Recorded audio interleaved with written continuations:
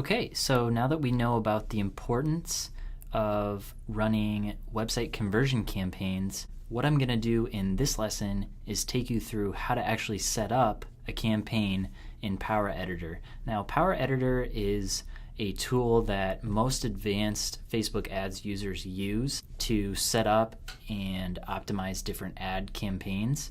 So I'm going to teach you how to maneuver in that, and we're going to be going through that in the next 3 modules. In this module, it'll just be how to set up campaigns. So let's dig right in. Alright, so now we're in Power Editor right now, and the way that you get to it is going through your dashboard, going to All Tools, and then under the Create and Manage section, you just select Power Editor. So now we're going to create a campaign, and the way you do that is go to this little drop down and click on Create Campaign.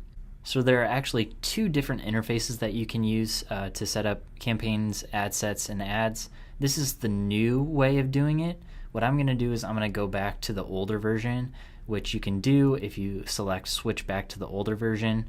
Both are very similar. Basically, a rule of thumb that I have for creating campaigns is create a campaign whenever you're trying to advertise a new product or a new offer of some type. So if you have different products or offers, I would just separate them into different campaigns for simplicity's sake. So as far as naming the campaign goes, just as an example, we're going to say that we're going to run a webinar. So we're running an ad to a webinar. So we'll name it this, and then you'll also include what the objective is. Next, you're going to select your objective. So right now, by default, it is on clicks to website. And as you can see, you have all of these different options. But what we're going to do today is we're going to set up a website conversions campaign.